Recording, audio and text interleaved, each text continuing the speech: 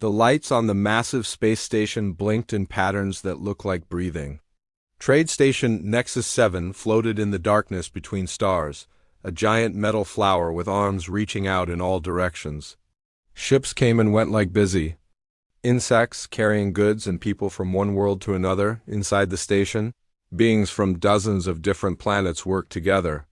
Some looked like walking crystals that sang when they moved. Others were soft and round, floating in bubbles of water. There were tall, thin creatures with too many arms and small, fuzzy ones that scurried around on 6 legs. All of them lived. In peace here, trading and talking and learning from each other, Zethra sat in the communication center, her crystal body catching the light from dozens of screens. She was young for her kind, only 300 years old, and this was her first job away from her homeworld. Her people, the Harmony Collective, were known throughout the galaxy for their gentle nature and their ability to understand any language. That made them perfect for working in places like Nexus 7, where so many different species came together. The day had been quiet so far. A few cargo ships had asked for landing permissions. Some traders had sent messages about prices for rare metals. A scientific vessel had requested supplies for a long journey to study distant stars. Normal, peaceful business. Then the strange signal came through. At first, Zethra almost ignored it. The signal was weak and broken, full of static and gaps. It was coming from the outer rim of the galaxy, from a place that most civilized beings avoided. The star charts marked that area with warnings in dozens of languages. Dangerous systems, they said. Hostile environment. Quarantine zone, do not enter. But something about the signal made her pause. There was a pattern to it, a rhythm that suggested intelligence. Someone was trying to communicate. Zethra turned up the power on her receivers and tried to clean up the signal. Slowly, words began to form out of the static. The language was unlike anything in the Galactic database, but her people had a gift for understanding meaning even when they didn't know the words. "This is Commander Sarah Chun of the UES Defiance," the voice said. It was female, Zethra thought, though it was hard to be sure with alien voices.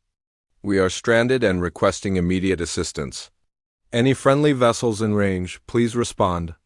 "Repeat, this is the UES Defiance requesting aid. Our position is—" A string of numbers followed, coordinates in a system that Zethra didn't recognize but could translate into standard galactic positioning. Zethra felt her crystal heart pulse faster. This was a real distress call. Someone was in trouble out there in the dangerous part of space. She had been trained for this situation, but she had never expected to encounter it so soon in her career. Following standard emergency protocol, she immediately sent the signal to her supervisor, a wise old being called Creolon, who belonged to the Pacifist Coalition. Creolon had been working in Galactic communications for over 1,000 years and had handled every kind of crisis imaginable. The elderly being studied the signal with his large, gentle eyes. His species looked something like a cross between a turtle and a wise old tree, with bark-like skin and movements so slow they seemed like meditation. "This is most unusual," Creolon said in his deep, thoughtful voice. "I have never heard of this species before. Human, they call themselves, it seems, and this ship name UES Defiance? What could UES mean?" Zethra ran the letters through the computer systems, trying to find a match in any known language. "I cannot find a translation," honored Creolon. "Perhaps it is a designation system we have not encountered before." Creolon nodded slowly.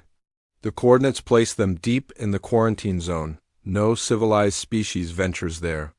The radiation levels alone would kill most of us, and the gravitational anomalies make navigation nearly impossible." "What kind of beings could survive in such a place?" "Perhaps they are explorers who became lost," Zethra suggested. "Or maybe their ship was damaged and pulled off course." "Possible," Creolon agreed.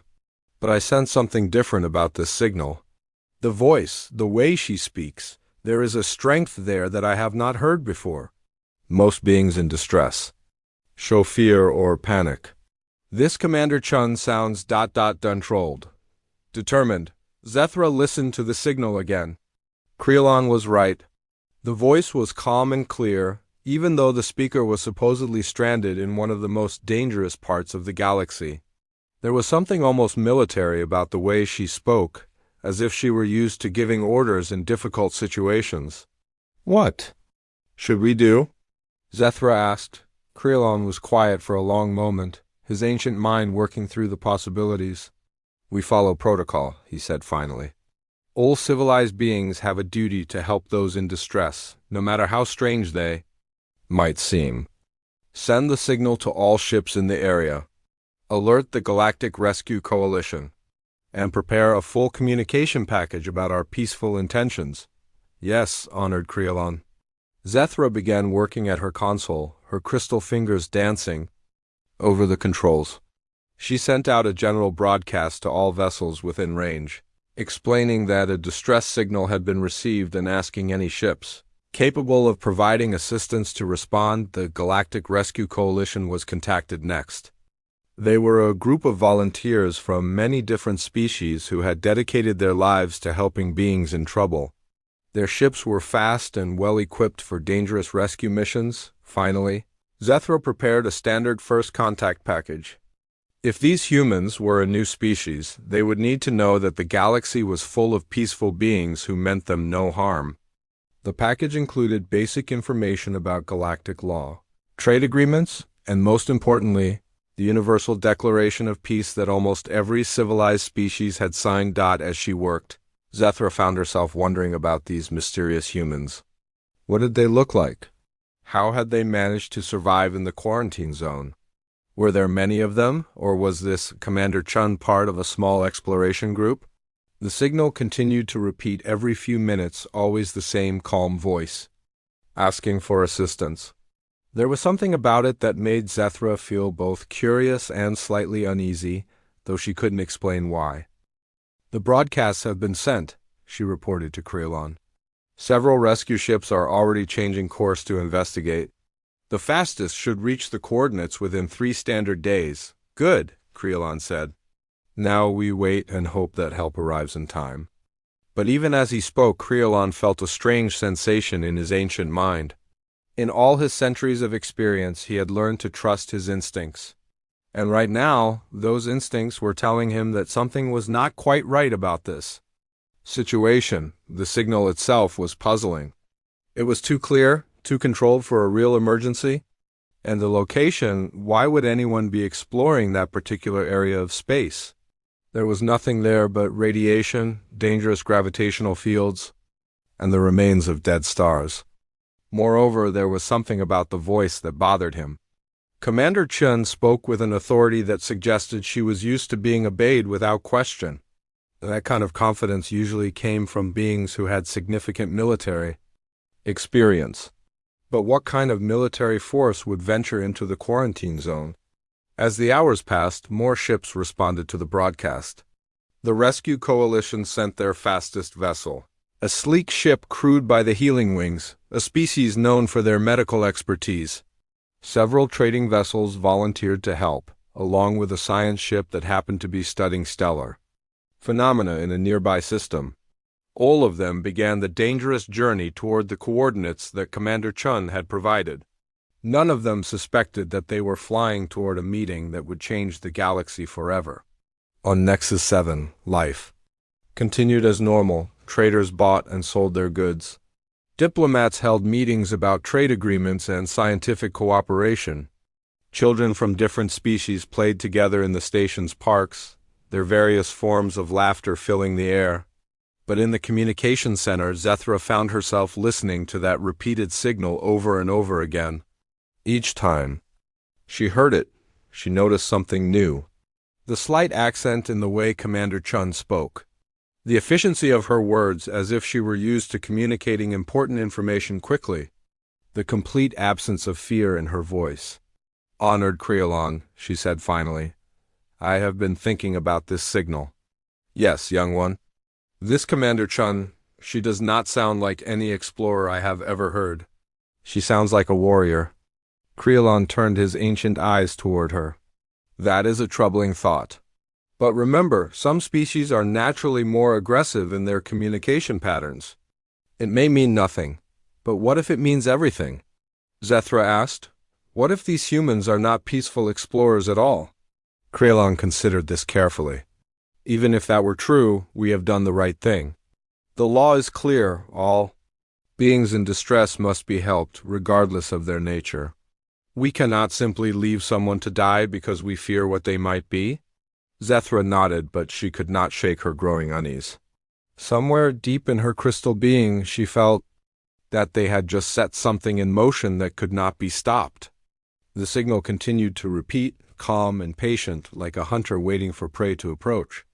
But what they had really done was send out an invitation to the most dangerous predators the galaxy had ever known. And in 3 days, those predators would arrive with a force that would shock every civilized being in the known universe. The countdown had begun, and none of them realized it yet. 3 days passed quietly on Trade Station Nexus 7. The rescue ships had reached the coordinates and found nothing. No distressed vessel, no debris, no signs of any emergency at all. They had sent confused reports back to the station, asking for confirmation of the signal source. Zethra had checked and double-checked her equipment. The signal had definitely come from those coordinates, but now there was only empty space. It was as if the mysterious Commander Chun and her ship had simply vanished. Perhaps they were rescued by their own people, Krelon suggested when the third search team reported finding nothing. Or maybe their ship was destroyed completely, leaving no trace. Zethra was not satisfied with these explanations, but there was nothing more they could do. The rescue ships were returning to their normal duties, and life on the station was getting back to normal. She had almost convinced herself that the whole thing had been some kind of strange accident when the alarm started. Screaming. The first warning came from the long-range sensors. Something big was approaching the station, moving faster than any known civilian vessel. Then more contacts appeared on the screens. Then more. Within minutes, the sensor displays were filled with red warning symbols. What is happening? Zethra asked, her crystal body vibrating with fear. Krelon was staring at the main display screen, his ancient face showing an expression she had never seen before. Ships, he said quietly, many ships. More than I have ever seen in one place. The station's artificial intelligence began speaking in its calm, electronic voice. Warning, large fleet approaching. Number of vessels? 237. Classification, unknown, intent, unknown. All personnel prepare for possible evacuation. 237 ships. Zethra could barely understand such a number. The largest fleet she had ever heard of belonged to the Galactic Defense Force, and it only had 50 vessels? Even the great trading convoys that carried goods between star systems rarely numbered more than 20 ships. Could it be a celebration? She asked hopefully. Perhaps some species is having a festival, and we did not receive the announcement? Krelon shook his head slowly. Look at the formation, young one. They are not flying like traders or celebrants. They are flying like ... like what? Like warriors. The first ships began dropping out of hyperspace just outside the station's defensive perimeter. Zethra gasped when she saw them on the visual displays. These were not the elegant, peaceful vessels she was used to seeing. These ships looked like they had been built for only one purpose, war. The vessels were huge, much larger than any civilian ship. Their hulls were dark and angular, covered with armor plating that made them look like floating fortresses. Strange projections stuck out from their sides, and Zethra realized with growing horror that these were weapons. Lots of weapons, more ships appeared, each one as frightening as the last. There were sleek vessels that looked fast and deadly, massive blocky ships that seemed designed to carry troops, and enormous carriers that were so big they blocked out the stars behind them. By the ancient lights, Krelon whispered. What kind of beings build ships like these? The alien vessels arranged themselves in perfect geometric patterns around the station. It was clear that whoever was commanding this fleet knew exactly what they were doing. This was not a random gathering of ships. This was a military operation planned and executed with frightening precision. Station Administrator Veltar, a nervous creature who looked like a cross between a bird and a flower, came rushing into the communications center.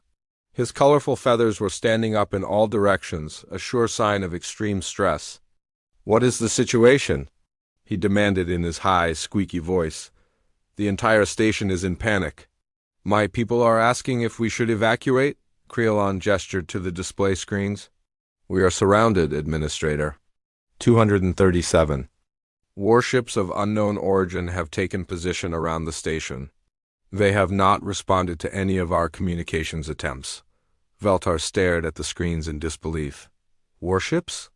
But who would bring warships here? This is a peaceful trading station. We have no military value. We have no strategic importance. "I believe," Creelon said slowly, "that this may be connected to the distress signal we received 3 days ago." Zethra felt her crystal heart grow cold. "You think these are the humans?" "It seems likely. The timing is too convenient to be coincidence." Veltar's feathers fluffed out even more. But the signal was a call for help. Why would beings asking for rescue arrive with a battle fleet? Before anyone could answer, the communication systems came alive. A new signal was coming through, much stronger and clearer than the original distress call. The voice that emerged from the speakers was deep and male, with the same strange accent that Commander Chun had used. "Attention, unknown station. This is Admiral Marcus Webb of the 3rd Human Defense Fleet. You will immediately transmit all information regarding the capture and current location of Commander Sarah Chun and the crew of the UES Defiance. You have 10 minutes to comply." The 3 aliens stared at each other in shock. There was no request in that voice, no politeness, no diplomatic courtesy. It was a demand, backed by the threat of overwhelming force. "Capture," Veltar squeaked. "We never captured anyone. We were trying to help." Creelon was already moving toward the communication console. "I must try to explain the misunderstanding. Perhaps we can resolve this peacefully." He opened a channel to the human fleet. "Greetings, Admiral Webb. This is Ambassador Creelon of the Pacifist Coalition. Speaking for Trade Station Nexus 7, I believe there has been a misunderstanding. We have not captured your Commander Chun. 3 days ago, we received what we believe to be a distress signal from her vessel. We sent rescue ships to the coordinates provided, but found no one there." There was a long pause before the Admiral responded. When he did, his voice was even colder than before. "You intercepted a classified military transmission and then dispatched vessels to investigate. You will explain how you obtained access to restricted human communications and what you have done with our people." Zethra felt confusion mixing with her fear. Classified military transmission? But she was asking for help. Creelon held up one of his ancient hands for silence and spoke into the communicator again. "Admiral, I assure you that we meant no harm. The signal was received on open frequencies. Your Commander Chun clearly stated that she was requesting assistance from any friendly vessels in range. We responded according to Galactic law, which requires all civilized beings to provide aid to those in distress." Another pause, this one longer. When Admiral Webb spoke again, there was something different in his voice. Still dangerous, but now also puzzled. "Commander Chun requested assistance on open frequencies? That is not possible. The Defiance is on a classified deep space reconnaissance mission. All communications are encrypted and sent on secure channels only." "Nevertheless," Creelon replied carefully, "that is what occurred. Perhaps there was some kind of technical malfunction with your communication equipment. Through the visual displays, they could see activity on the human ships. Smaller vessels were moving between the larger ones, and the weapon systems were still trained on the station." Whatever the Admiral was thinking, he was not lowering his guard. "You claim to be peaceful," Admiral Webb said finally. "But you knew the name and location of one of our ships on a secret mission. Either you have infiltrated our communications, or you have captured our people and forced them to give you information. Neither possibility suggests friendly intentions." Veltar was fluttering around the communication center like a trapped butterfly. "This is terrible," he kept saying. "They think we are spies or criminals. What if they attack? We have no defenses. The station's shields are designed to stop space debris, not military weapons." Zethro was studying the human ships on the display screens, trying to understand what kind of beings would build such fearsome vessels. The ships looked like they had been designed by creatures who expected to fight constantly. Every line, every angle seemed focused on destruction and survival. And there were so many of them. Even now, more ships were arriving, dropping out of hyperspace in groups of 10 or 20. The fleet was growing larger by the minute. How many beings would it take to crew ships like these? She wondered aloud. Krelon glanced at the displays. If their ships follow standard galactic designs, each of the larger vessels might carry several thousand individuals. The smaller ones perhaps a few hundred each. The implications hit them all at once. They were looking at a fleet that could contain hundreds of thousands of warriors, all of them apparently ready to fight to rescue one ship and its crew. What kind of species mobilizes such a force for a single vessel? Veltar whispered. One that values loyalty above all else, Krelon answered. Or one that considers any threat to their people to be a threat to their entire civilization. The communication channel crackled to life again. This time, Admiral Webb's voice carried a new note of authority. Station Nexus 7, you will prepare to receive a boarding party. We are sending a diplomatic team to inspect your facilities and interview your personnel. Any attempt to resist or evacuate will be considered a hostile act. Veltar made a sound like a broken wind chime. Boarding party?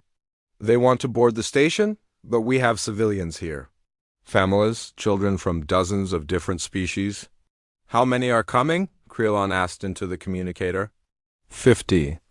Personnel, including Marines for security? 50 armed warriors boarding a peaceful trading station. Zethro tried to imagine what these humans must look like. Given the size and aggressive design of their ships, they were probably large and dangerous. The thought of 50 human soldiers walking through the station's corridors filled her with terror. We will comply, Krelon said, because there was really no choice. But please understand that this is a civilian facility. Many of our residents have never seen military personnel before. We ask that your people conduct themselves with appropriate restraint. Admiral Webb's response was immediate and sharp. My Marines are disciplined professionals, Ambassador. They will conduct themselves according to military regulations and the laws of war. As long as your people cooperate fully, no one will be harmed. The laws of war. The phrase sent chills through every being in the communications center. These humans spoke of war as if it were a normal part of existence, something they were so familiar with that they had written detailed laws about it. As they watched the displays, a smaller ship detached itself from the human fleet and began moving toward the station. It was sleek and fast, clearly designed for rapid deployment of troops. The boarding party was on its way. What have we done? Zethro whispered. We followed the law, Krelon replied firmly. We tried to help someone in distress. If that was wrong, then the fault lies not with us, but with a universe that punishes kindness. But even as he spoke, all three of them knew that something fundamental had changed. The peaceful galaxy they knew was about to meet beings who came from a different kind of world entirely. And none of them were prepared for what that encounter would reveal. The human boarding craft looked like a predator as it approached the station. It was black and silver with no decorations or peaceful symbols. Just smooth, deadly lines that spoke of speed and violence. Watching it grow larger on the screens, Zethra felt like a small creature seeing a hawk diving down from the sky. They are requesting docking permission, she reported, her crystal voice shaking slightly. Grant it, Krelon said. And send word to all station residents. Tell them to remain calm and stay in their quarters unless they have essential duties. We do not want any panic. But panic was already spreading through the station like wildfire. Word of the human fleet had reached every level, every district. Alien families were gathering their children and hiding in their homes. Shop owners were closing their businesses. The normally busy corridors were becoming empty as everyone tried to stay out of sight. Veltar was pacing back and forth, his colorful feathers trembling. What if they decide we are enemies? What if they think the entire station is some kind of trap? We have no weapons, no defenses, If they choose to attack, they will not attack, Creelon said, though he did not sound completely certain. They are here for information about their missing ship. Once we can convince them that we tried to help, they will leave peacefully. The boarding craft docked with a heavy thud that shook the entire section of the station. Through the security cameras, they could see the airlock opening. What emerged from the human ship made every alien watching gasp in fear. The humans were enormous. Each one stood at least 2 heads taller than the largest species on the station. They wore dark armor that made them look even bigger and more frightening. Their movements were smooth and controlled, like predators stalking through tall grass. By the eternal stars, Valtar whispered, they are giants. The lead human removed his helmet, revealing a face that belonged in alien nightmares. His skin was pale and marked with scars. His eyes were small and sharp, like a hunting bird. When he spoke to his companions, his voice was deep and rough. I am Captain James Morrison, he said to the station's greeting party. I speak for Admiral Webb. We are here to investigate the disappearance of Commander Chun and her crew. The greeting party consisted of 3 station officials, all of them trying very hard not to show their fear. The lead official, a gentle, being called Soft Singer, stepped forward. Her species was known for their beautiful voices and peaceful nature. She barely came up to the human's chest. Welcome to Trade Station Nexus 7, Captain Morrison. I am Soft Singer, Deputy Administrator for Civilian Affairs. We are honored by your visit and eager to help resolve this misunderstanding. Captain Morrison looked down at her with those sharp eyes. There is no misunderstanding. One of our ships is missing and you people were the last to have contact with it. We want answers. Of course, Soft Singer said quickly. Please allow us to escort you to our communications center. Ambassador Creelon can explain everything that happened. As the group moved through the station's corridors, more humans followed behind them. Zethra counted 12 of them, all wearing the same dark armor and carrying weapons that looked far too large for any civilized being to handle. Their heavy boots made the floor shake with each step. The station's residents who saw them could not help but stare. Children peeked out from behind their parents, pointing at the strange, tall creatures. Some of the more delicate species actually fainted when the humans walked past. The smell of fear filled the air. One small child, a fluffy creature with 6 legs and large, innocent eyes, broke away from its parent and ran up to one of the human Marines. The Marine stopped and looked down at the child, who was staring up at him in wonder. You are very big, the child said in its sweet, piping voice. Are you a giant from the old stories? The Marine's face softened slightly. He knelt down to bring himself closer to the child's level, though even kneeling he was still much larger. No, little one, he said in a gentler voice than anyone expected. I am just a person like you.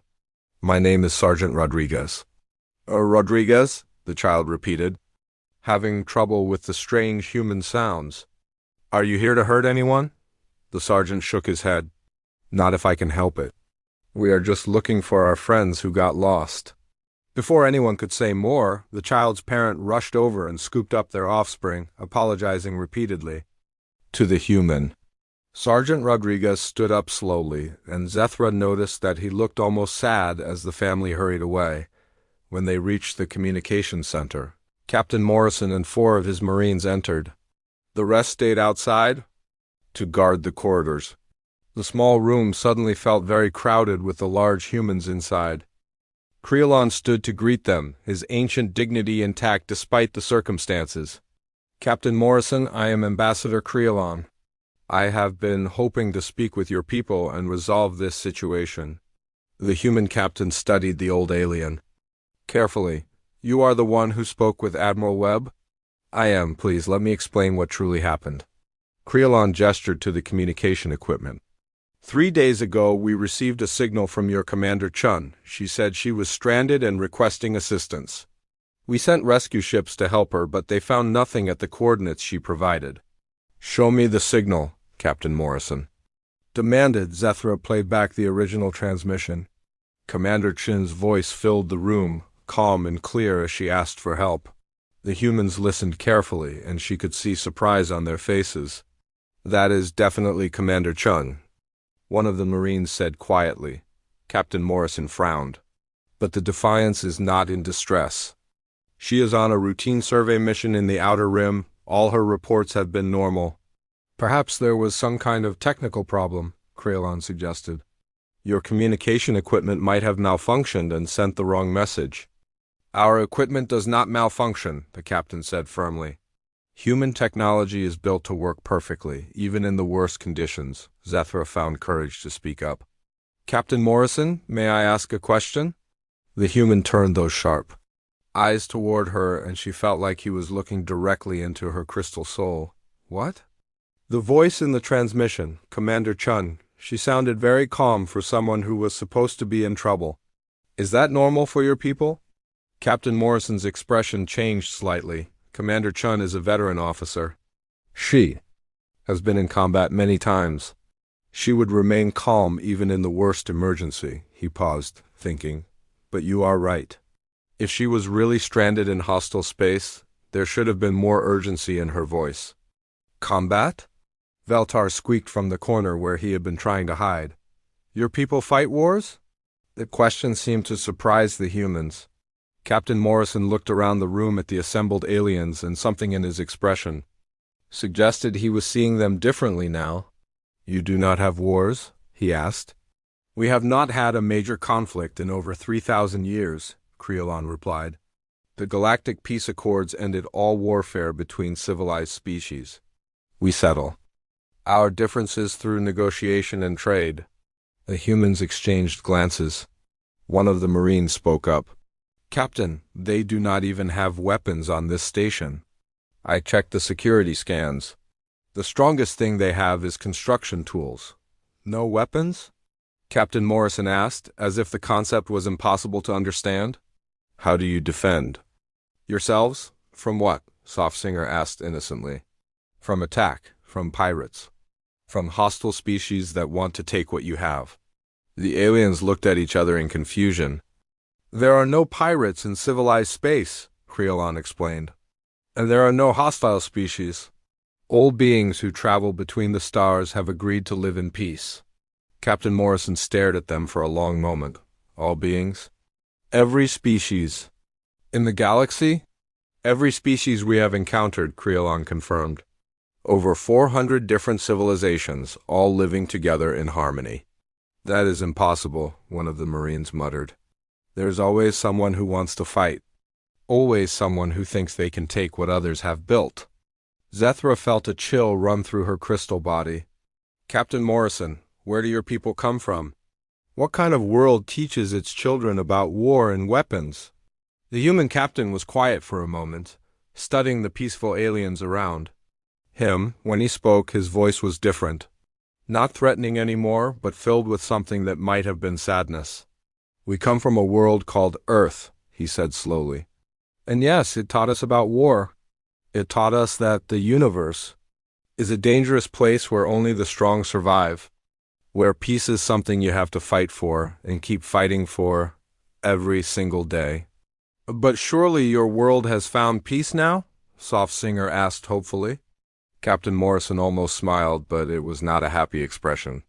"Earth has peace because we made it peaceful, because we were strong enough to stop those who would break the peace.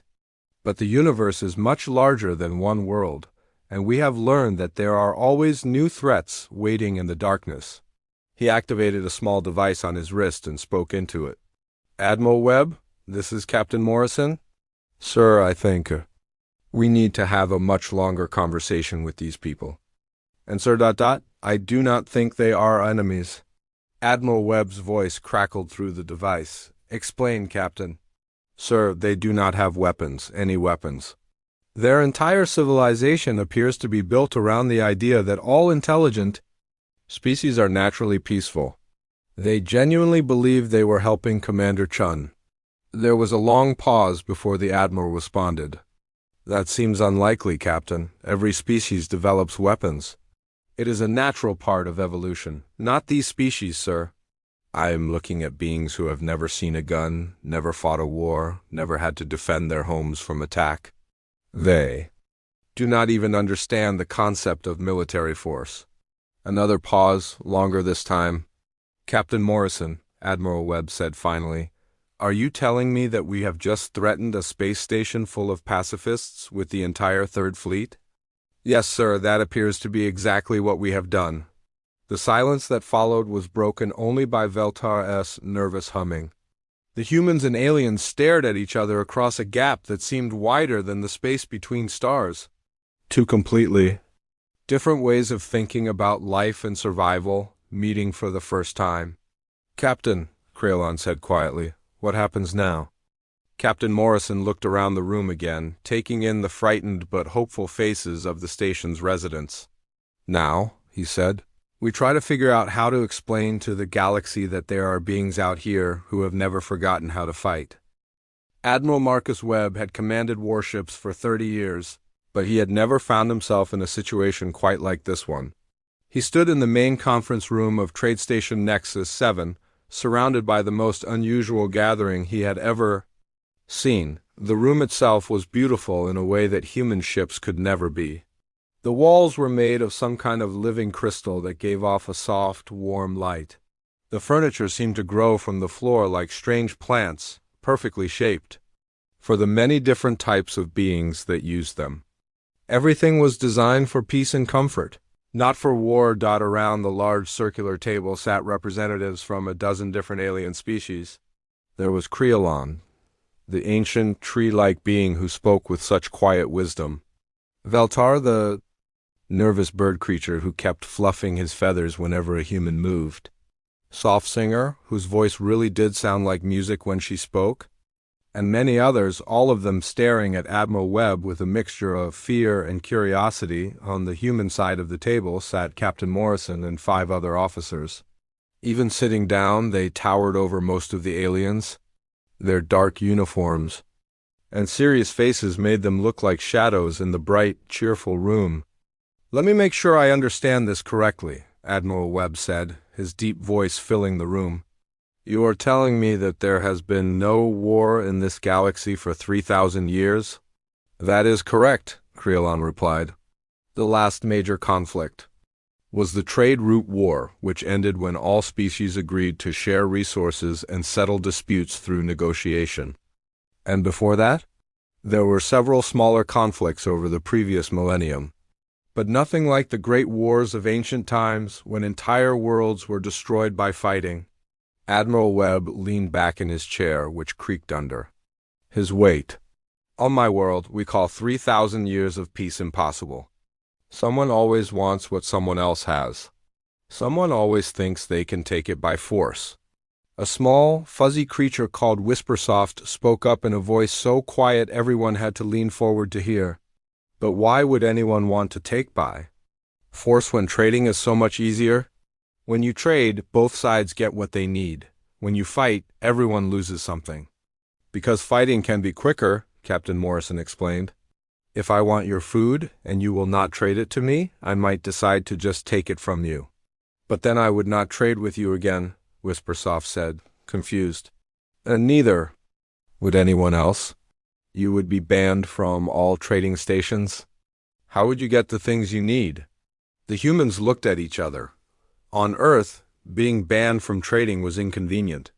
But it was not a death sentence because humans had learned to take what they needed if they could not get it peacefully. Perhaps. Admiral Webb said slowly, you should tell us more about your worlds. What are they like? Soft Singer brightened at the question. Oh, my homeworld is wonderful. The gravity is very light, so we can almost fly through the air. The weather is always warm and gentle. Food grows everywhere without any work. The water is clean and sweet. There are no dangerous animals, no diseases, no natural disasters. It sounds like paradise, one of the human officers said. Most of our worlds are similar, Krelon added. We only colonize planets that are safe and comfortable. There would be no point in living somewhere dangerous when there are so many pleasant worlds available. Admiral Webb felt something cold settling in his stomach. How many worlds like this are there? In civilized space, perhaps 10,000 inhabited planets. All of them peaceful and safe. 10,000 paradise worlds? the Admiral repeated quietly. And you have never encountered a world that was difficult to live on? The aliens looked confused by the question. Veltar tilted his colorful head. What do you mean by difficult? Hostile weather, dangerous animals, poisonous air or water, natural disasters like earthquakes or volcanic eruptions? Why would anyone try to live on a world like that? Whispersoft asked. There are so many good worlds available. Captain, Morrison spoke up. What if there were no good worlds available? What if the only choice was to live on a dangerous world or die? That situation has never arisen, Creelon said. Space is vast. There are always more good worlds to find. Admiral Webb stood up and walked to the large window that looked out at the stars. In the distance he could see his fleet, 200, and 37 warships ready for battle. Ships built by a species that had never known easy choices or safe worlds. Tell me, he said without turning around, have any of you ever heard of a world classified as Class 12? There was silence behind him. Finally, Creelon spoke. I am not familiar with that classification system. What does Class 12 mean? Admiral Webb turned back to face them. In human science, we rate planets by how dangerous they are to live on. Class 1 is completely safe, like your paradise worlds. Class 12 is the highest rating we have ever given to a planet that actually supports complex life. And Class 12 means? It means a world so hostile that it should not be possible for intelligent life to evolve there.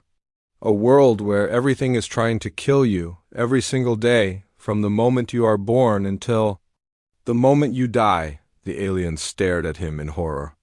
Soft Singer's musical voice was shaking when she spoke. Surely no beings could survive on such a world.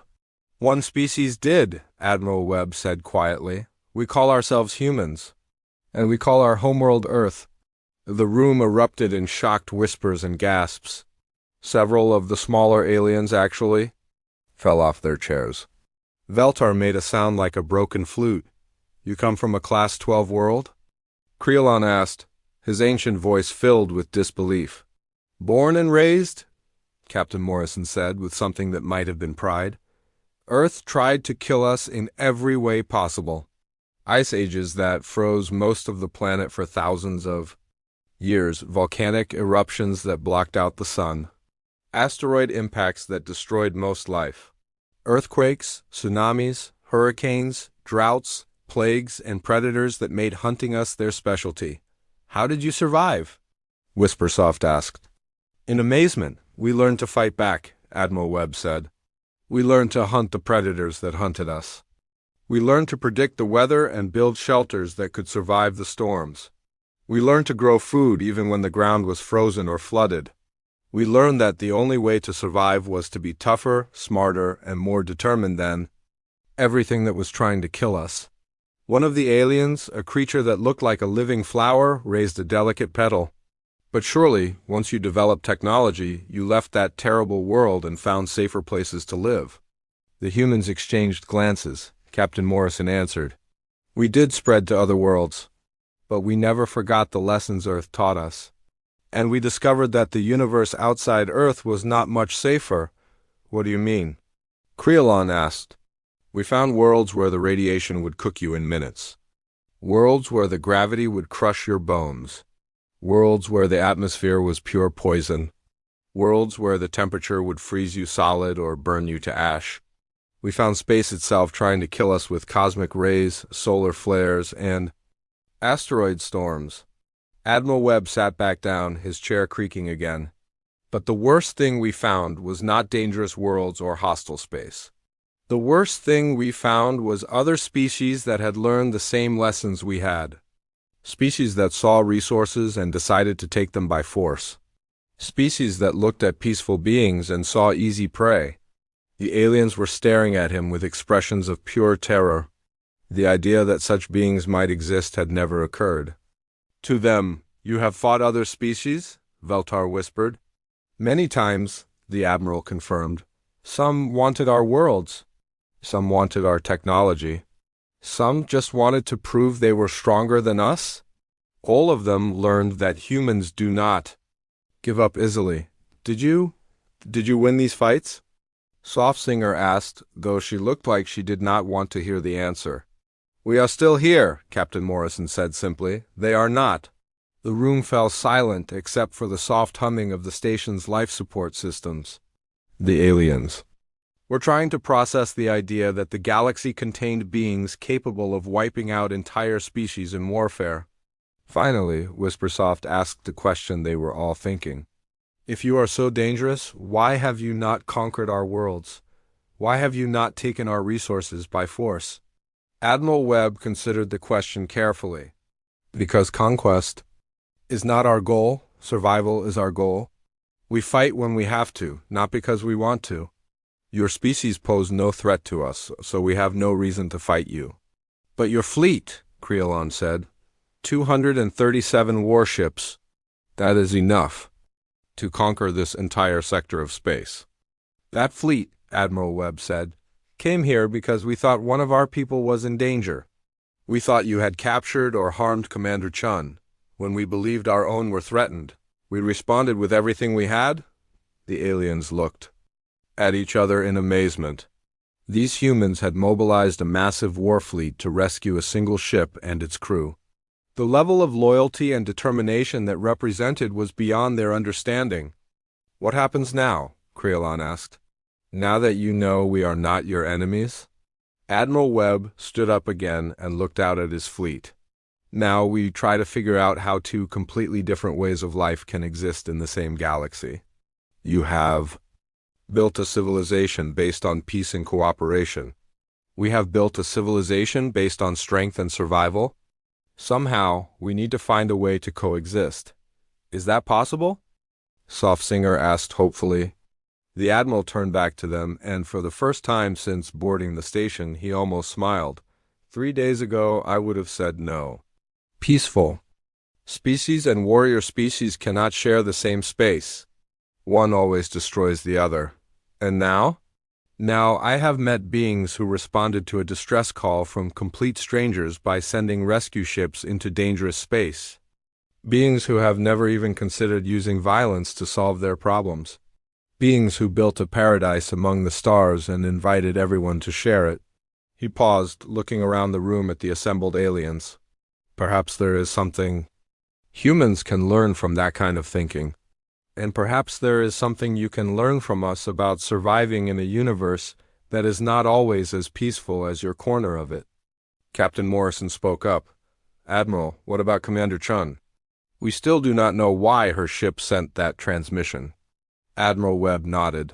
We will find out when she arrives. I sent word for the Defiance to rendezvous with us here. She should be arriving within the hour.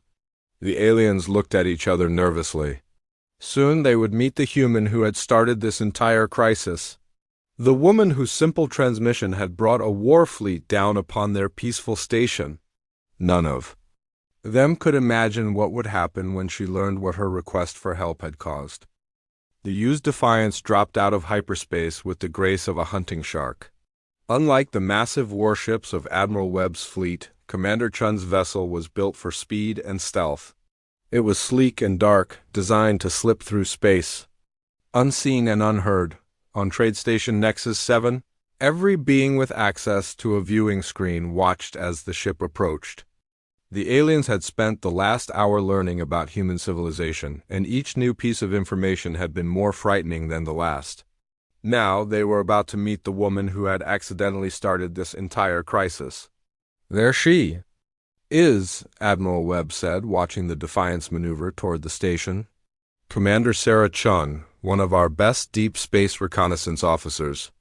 20 years of service, veteran of 4 major conflicts, and probably very confused about why half the Third Fleet is waiting for her.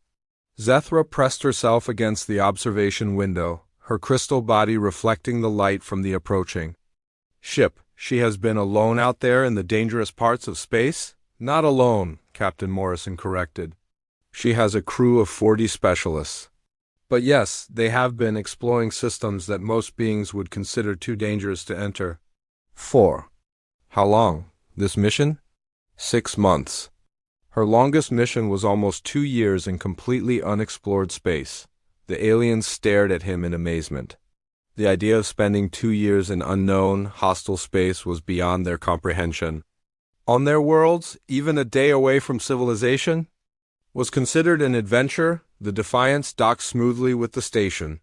Through the security cameras, they watched as the airlock cycled open.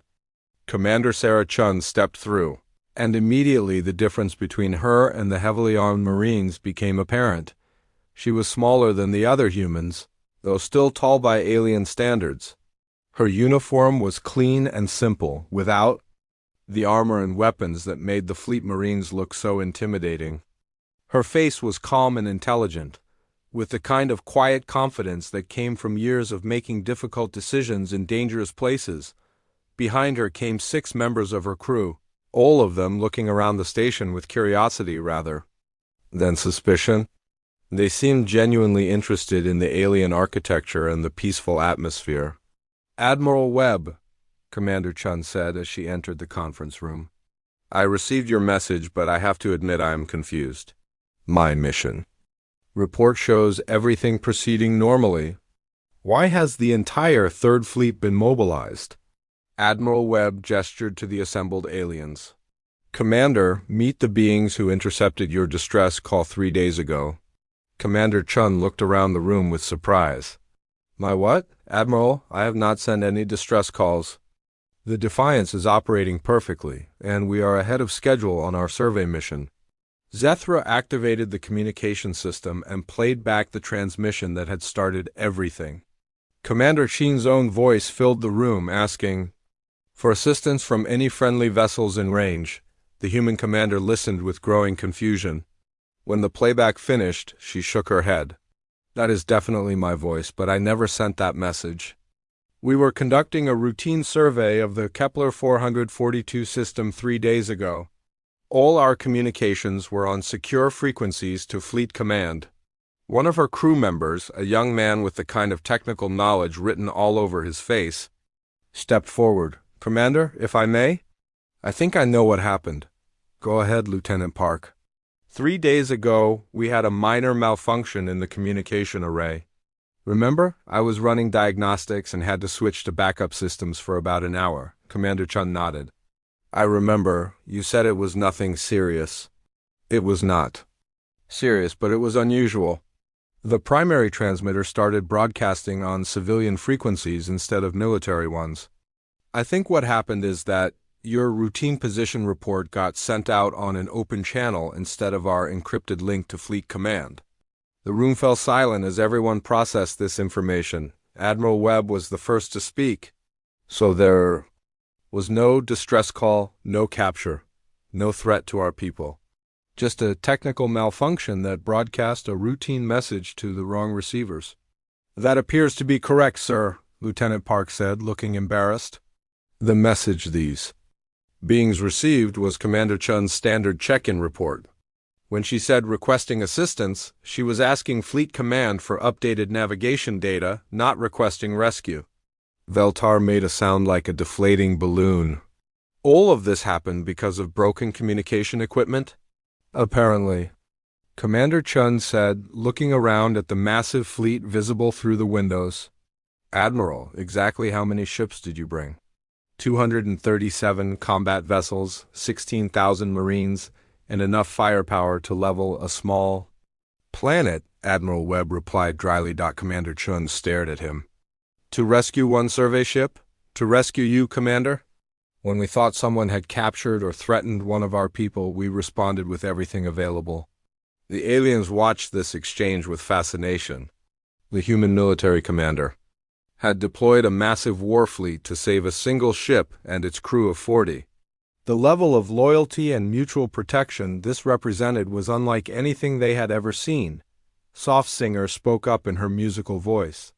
"Commander Chun, may I ask about your mission?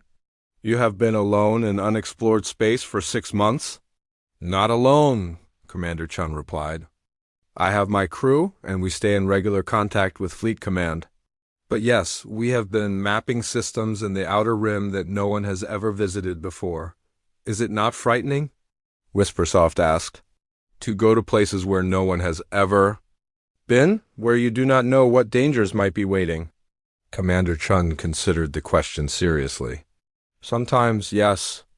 We have encountered radiation storms, gravitational anomalies, and stellar phenomena that could destroy our ship if we make a mistake. But that is why we train so hard and why our ships are built so well. Someone has to explore the unknown, or we would never learn anything new. Creelon leaned forward with interest. What drives humans to seek out danger? Your species could live safely on the worlds you have already found. Why risk your lives exploring places that might kill you? Because, Commander Chun said simply, that is what humans do. We explore, we learn. We push boundaries. Earth taught us that survival means always moving forward, always adapting, always growing stronger. If we stop exploring, we stop growing. And if we stop growing, eventually something will come along that is stronger than us. But surely now that you have found so many safe worlds, you can rest, Veltar suggested hopefully. Admiral Webb shook his head. Commander Chun's mission is one of hundreds currently active. We have survey ships mapping new systems, research vessels studying alien phenomena, and colony ships carrying families to new worlds, all of them pushing further into the unknown. How far do you plan to go? Creelon asked. As far as we can. Commander Chun replied.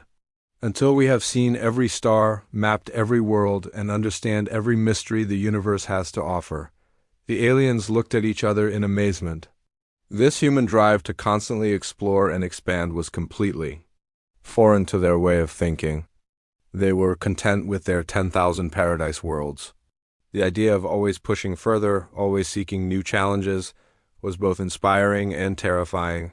What happens now? Softsinger asked. Now that we understand what really happened? Admiral. Webb stood up and walked to the window again. His massive fleet floated in perfect formation, a display of power that could conquer half the galaxy. But now that same power seemed less threatening and more protective. Now we go home, he said. My fleet returns to its patrol duties. Commander Chun continues her mission, and the galaxy learns that humans are here. Will you tell others about U.S.? Zethra asked. Yes, the Admiral replied. Our government will want to know about your peaceful civilization. This is the largest collection of intelligent species we have ever encountered, and the first time we have found beings who have solved the problem of war. Will you try to conquer us? Veltar asked, still nervous despite everything he had learned. Admiral Webb turned back to face them, and his expression was serious but not unkind. No, humans do not conquer peaceful beings. We fight when we have to, but we do not start wars with people who mean us no harm. But what if some of your people disagree? Whispersoft asked. What if some humans think our worlds would be easy to take? The Admiral's face hardened. Then they would have to deal with the rest of us. Humans protect those who cannot protect themselves. It is one of our oldest laws. Commander Chun stepped forward. If I may suggest something, Admiral, perhaps we could establish a formal contact protocol. Our government and their governments could exchange ambassadors. We could learn from each other. What would humans want to learn from us? Creelon asked curiously. How to build a lasting peace, Admiral Webb said without hesitation. You have accomplished something that we thought was impossible. 400 species, 10,000 worlds, 3,000 years without war. We could use teachers like that. And what could you teach us? Softsinger asked. How to survive when peace fails? The Admiral replied. Because eventually, somewhere in this vast galaxy, you will encounter beings who do not share your peaceful nature. When that day comes, you will need to know how to defend what you have built. The room fell quiet as everyone considered the implications. The peaceful galaxy was about to change forever. The arrival of humanity would bring new possibilities and new challenges. Lieutenant Park spoke up again. Admiral, Commander, if I may. I think there is something beautiful about this whole situation. How so, Lieutenant? This all started because of a mistake. A technical malfunction sent the wrong message to the wrong people. But instead of ignoring it, these beings immediately tried to help. They sent rescue ships into dangerous space to save people they had never met. He looked around the room at the assembled aliens. And when we thought our people were in danger, we came with everything we had to bring them home safely. Both of our civilizations, despite being completely different, acted with honor and loyalty and care for others. Admiral Webb nodded slowly. The lieutenant has a point? Perhaps humans and the peaceful races have more in common than we thought. Commander Chun smiled, the first time any of the aliens had seen a human show genuine happiness. We both believe in protecting those who need protection. We both believe in helping those in distress. We just have different ways of doing it. Then perhaps, Creolon said in his ancient voice, this accidental meeting was not such an accident. After all, perhaps the universe wanted us to find each other. 2 hours later, the human fleet began its departure. Ship after ship activated their hyperdrive systems and vanished into the void.